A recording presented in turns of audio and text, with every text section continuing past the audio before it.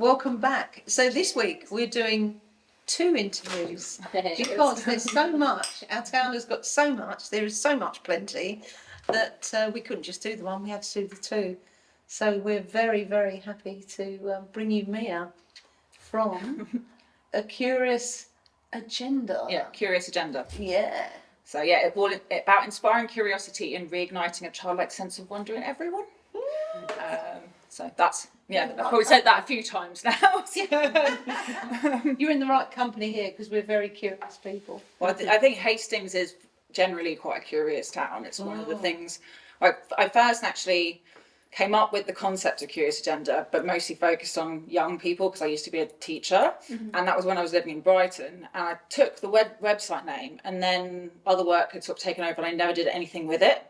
But I was like, I know I'm coming back to this somewhere. And then when I moved to Hastings, I just felt like this was the place because it's a curious town in more ways than one, I think. And it just felt like the natural fit to be the flagship curious town.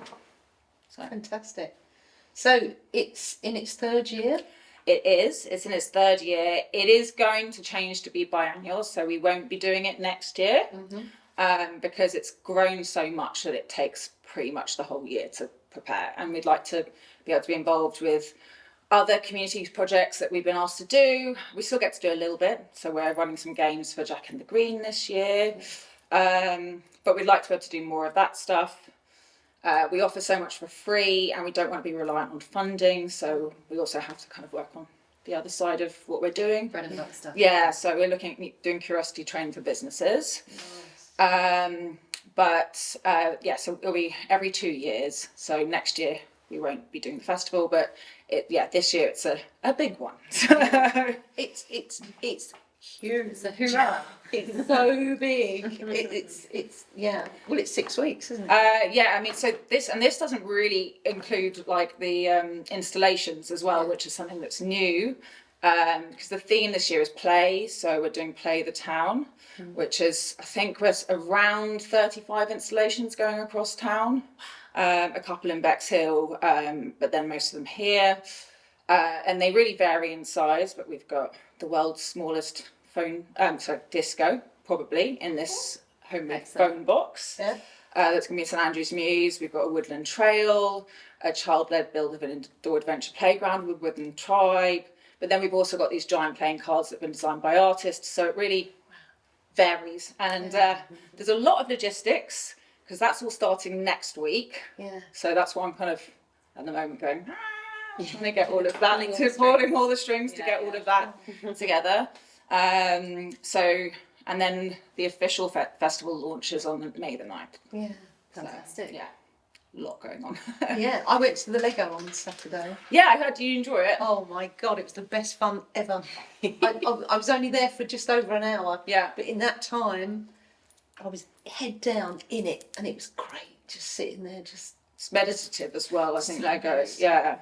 So Simon, who was doing that, I think he does run a Lego club as well, which I'm hoping once the festival is over and I can have a life again, I can join. Yeah. So, but yeah, the kids' Lego day at the museum, I think we had about 40 children It's fantastic. building Hastings Seafront in Lego to be one of the installations, which then you worked on afterwards. Absolutely. Whereabouts will it be installed? In the museum. In the museum. Okay. Fantastic. Yeah, right. Yeah. Whoop, whoop. But I haven't seen where it's at now. I've seen a few photos, but going to the museum tomorrow. So see. So yeah. White Rock. Boop boop. Is that what you were working on, the White Rock? Yeah, we finished it. Oh, you did? The Amazing. only thing I wanted to do was the 2 side buildings because it's just the centre. I really wanted to do the 2 side ones. Okay. If I could go back and do the 2 side, I'd be really happy. Well, Anna Atkinson as well, she's drawn a kind of interpretation of the sort of, that's going to be the backdrop, so it's kind of going to fit in. You can Sort of kind of thing. locate Look it. at, it's an interpretation. Obviously, she was also doing that without seeing what people had created in Lego, so we'll see how it works together, but it will be curious and lovely regardless of whether it all kind of looks exactly like Hastings. So, but so that's one of the installations that's going in. So we started all our pre-festival workshops on Tuesday. We had something with Radiator Arts and Hastings Contemporary to help create a spool for a giant cassette tape, which will also go into the Hastings Museum, where if you turn it, you'll see the artwork. Oh, that sounds lovely.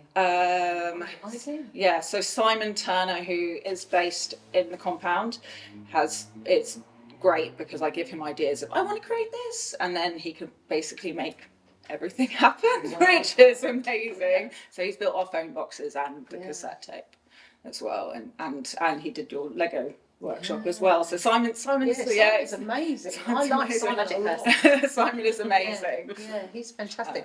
It sounds like what you've managed to do with Curious Agenda is bring people to work together. You've kind of been a glue, if you like, where you've seen people in little pop, they have their own pop creativity, then another one. But it sounds like what you've done, particularly this year, is collaborated and got lots of people in the collaboration. That's the aim. I mean, we really want to be a community festival. Yeah. So when people come to us with an idea, we try and make it happen. I mean, it's not always possible, or we have to moderate it somehow. But we try and make it happen. We try and bring people together. There's so many creative people in Hastings and so many different projects, but I don't think they necessarily always kind of find each other. No, that's true. So trying to do a little bit more of that, and hope that other people can also find out, about these other groups and stuff. So with the installations, there's going to be an app, which fingers crossed is complete in time, because that's one thing I don't know how to build an app, so it's something that I can't work 24 hours to get it finished in time, so fingers crossed, because it's quite a big thing. And then there'll be a QR code at each location that will then take you to that, and then there'll be more about the artists and stuff involved, so it'll help. And I mean, one of our installations, which Simon's built, is a phone booth that's going into Hastings Station, which Dale Matthews is painting. I think he said it's something like 155,000 people pass through the station. So so it's it's good for him as an artist as well to have that visibility. And there'll be a phone in there that if you pick it up, you'll hear the sounds of Hastings. So different, it's like a Hastings playlist. Which also, I don't know if you've seen the hoardings of the old Debenhams buildings. I know both of those young men. Stan particularly, I know. Yeah, so the Hastings is Music one, which is should hopefully be finished in time for us to play the town next week, because it sort of fits in nicely with that. And then if we can get funding, we'll be doing the other side. Wow. But and that'll be Hastings' art. But aren't they beautiful? Beautiful. They've done such a great job, and it just makes that centre of town. That space is desperate for something for so long as well. So and the Hastings is Music, I think, is going to be like a prime busking location as well, because and I've seen people now already doing it, and so also bring more life, because there'll be music as well as the artwork. So wonderful. and that will also have a Hastings playlist on the QR code there, so with the Hastings is Music. So you're living and breathing it right now. Yes, This is it. It's my ADHD brain that wants to do everything. I've actually cut things out, believe it or not. It was even more. I can't believe it was even more than what we're doing. I mean, I work with amazing people, and we can, we've always managed to pull it off, even if it is. You've got a fantastic team. Yeah, we're a great team. Yeah, and just bringing with a lot of creatives who kind of come and work around the festival time with us. So, but yeah, it's a lot of work. I think it's wise doing it every 2 years, because otherwise you're just burnt out by the time the festival actually happens, isn't it? Because last year's was majestic. Yeah, last year was a lot bigger than the year before, and I promised my team I wasn't going to make it any bigger. You lied. It wasn't intentional. It just happened. But no, it won't. It can't be any bigger. I've learnt my lesson. I had a couple of major bereavements last year just before the festival. I remember you saying. And the festival is what gave me joy. Yeah. And so I went straight from that into planning the next one, and probably in hindsight should have taken a bit of a breather for myself. So I will be doing that after this festival, just having a little bit of time. But I mean, the people I lost are very much part of this. Yeah. I don't want to get emotional, but it's so they've been part of the whole kind of process of me starting Curious Agenda, and they've very much inspired it. And my dad's one of them, and he invented board games when he's in the early 20s, so the theme of play very much fits in with him. And yeah, so there's part of them in everything. Yeah. All of this. So. Oh, I love that. I love that. That You makes celebrate them. Yeah, exactly. Yeah, legacy. No, that's nice. And actually, they're being illustrated within some of the artwork as well. Right. So That's really lovely. but yeah, that would be, you have to see that when it comes out. Sure. Right? So where, Sure. but yeah, so they're within it as well, and some of those things will, the installations, some of them will sort of remain as things that could be used for other Hastings events and stuff in the future. So the phone booth that's going into Hastings Station is also connected to sort of men's mental health stuff and That's brilliant. suicide prevention stuff. So there's some artwork that it won't be so explicit with this festival, but we're going to bring it back out for the Baton of Hope things in September, because we're working with that, and I'm a baton bearer as well. Are you? So yes, because I lost 2 people last year for that. Yeah, So that's it's going to be something that we can then reutilize and have sort of from there. There'll be kind of connections to how people can get help if they need it or support and stuff like that. So it'll be reused differently in September. Because there's Town Plays was this year. Last year was Grows. The Yeah. one before. Dreams. Dreams. That's it. Dreams. That was the first one. Yeah, that was the first one. Yeah, that was wonderful. And that was in the Observer Building Yeah, a lot. Observer Building and down Around the Bottom alley. Alley. Yeah. I remember that well. Yeah, the alley's great. Kind of, it's quite nice to have kind of curious spaces. Yes. Yeah. And this year, St Andrew's Muse is like a large part of what we're doing, because again, it's got kind of all these little nooks and crannies you can find, and the main exhibition is going to be upstairs, and the back rooms, which is like the old house, it's called the Doll's House, and that's going to be sort of installation spaces with different things. So Amanda Costner is doing a sort of garden bathroom, and we've got a kitchen disco going in there, which will also Kitchen disco, brilliant. which will have a live broadcast onto the world's smallest phone booth on 2 events. So yeah, so there's a lot of different things that are kind of going on, just to get we want to sort of have certain things that people know what they're going to find, but also you just kind of explore and start looking around a little bit more in space, and hopefully then that can be something you translate into normal life outside, and just keep playing, keep being curious. I mean, having a curious mindset's got like so many benefits, and mental health and resilience is like part of that. And for me and what I went through, it really showed even why it was even more important for myself personally, because I think it's what's got me through the last year.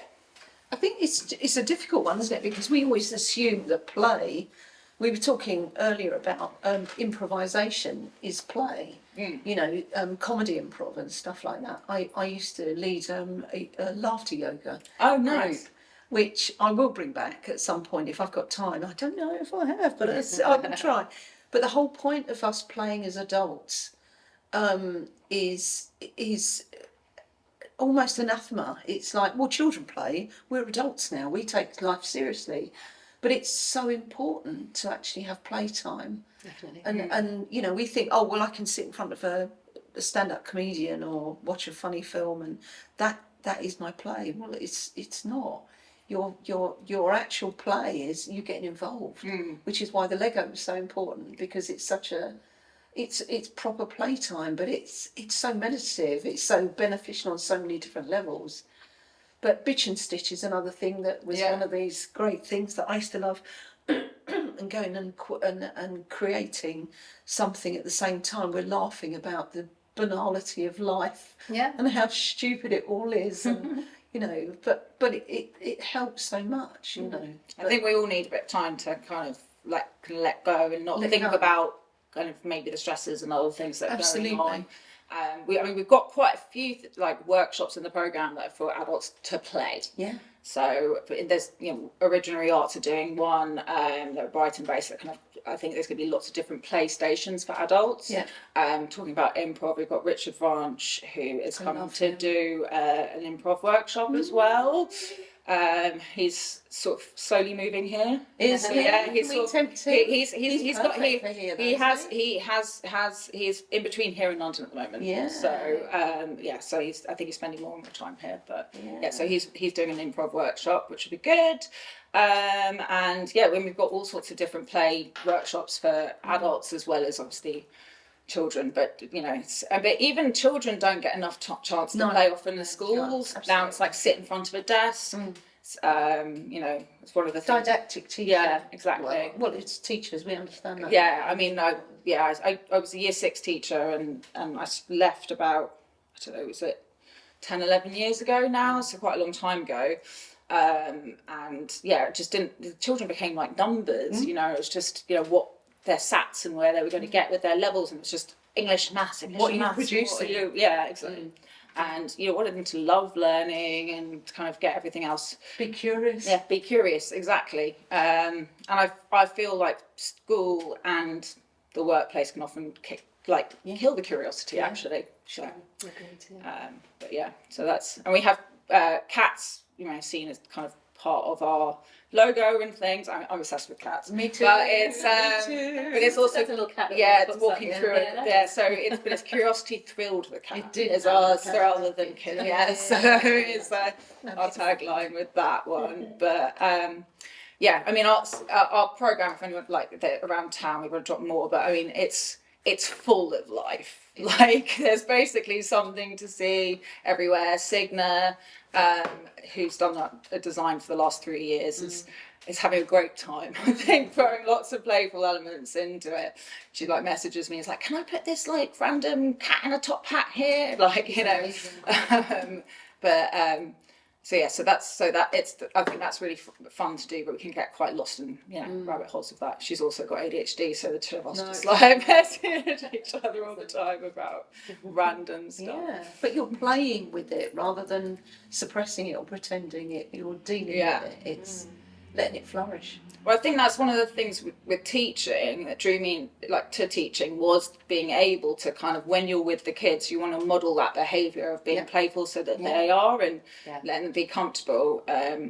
I just don't. I think obviously you need to grow up in certain aspects as an adult, but I don't think we need to suppress all our childlike elements. So it's fun to bring it. I think Hastings is the perfect place for something like this.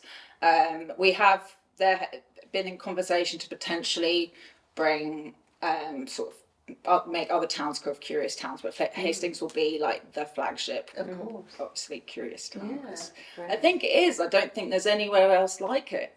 There really isn't, is there? What attracted you to Hastings? I had a couple of friends who lived here, but only a couple. I originally was living in London. My family are a bit of a mix. I was born in Amsterdam, but I grew up mostly in London. Moved to Brighton for a while. Was looking at buying, but Brighton just changed. It's not quite. It's not quite so friendly. Well, it's also unaffordable. It's not as friendly as I think it used to be. I mean, I still love Brighton, and there's great things that happen there. But I feel like there's such a good community atmosphere here. People tend to want to support each other. They do. Naturally, without any forcing. Yeah. I moved. It was not long before COVID hit. And just even being able to go into the shops and see a friendly face who would talk to you and stuff, because I hadn't made my friends yet, and it's like, oh, you can go meet people for a walk. I'm like, I don't know anyone yet.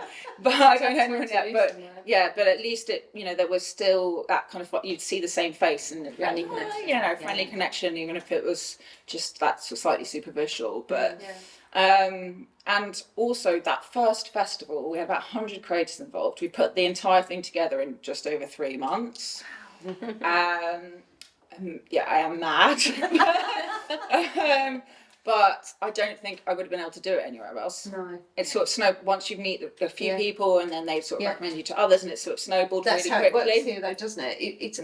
I might not be able to, but I might know someone who can. Yeah. And it's that kind of beauty that we have here. We're not afraid to share skill or share contacts, or Yeah, totally. we're very open about it. And I think in London, like obviously you do get people supporting each other in different pockets, but it's also competitive, and people have to sort of like feel that they have to tread on other people's toes or something to get somewhere, and I just don't think you really get that much here at all. No, People seem cooperative. Everybody wants everyone to flourish because it's beneficial for everybody. Exactly. Yeah. I think And there's space for more festivals, which is just fabulous. You know, coming in with yours, and you know, it's really wonderful to see new, fresh, exciting work coming into the town, as well as, you know, in the backdrop at the same time you've got Jack in the Green just finished after your, you know, and then you begin.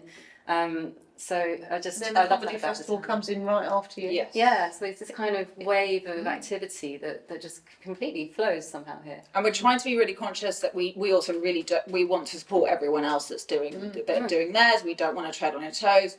I think we're doing something quite different in terms of how, we're not going to be, even if we have music, it's not going to be like a straight music thing, because obviously we've got Fat Tuesday, which is amazing, and all these other things.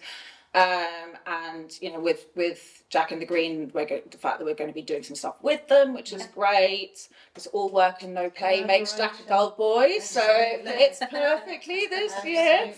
Very good. And I mean, we Home Live Art, run Biannual Festival in April, and they're doing theirs next year. And I think we just sort of a conversation. We thought, actually, let's do it alternate years, because I mean, they're not at the same time, but it's slightly oversaturated if one's going to the next and you have the same sort of crowd going to both. So I think that's how we're going to kind of work together on that. Yeah. Give yourself a little bit of In concert. leeway. Exactly. Absolutely. Yeah. And because they've got a great cabaret show, I think, tomorrow that I'm going to as well. So so we're trying to work with people, try and support everyone, and with the Hastings' music, we sing about the great, not personally sing. No one needs to hear me personally sing, but the great musicians, but also in the web copy that will be live when it's officially launched. We discuss Fat Tuesday and everything that's what they do, and link to all the different web pages of everyone else, because we just want to shout about how amazing things are in this town. It's we don't need to take credit for any of it. It's exactly why we're here, because we're not taking any credit. We're just literally sort of giving somebody another little boost somewhere. It's amplifying. Yeah. It's amplifying. That's what we want to do. It's what we want to do. Yeah.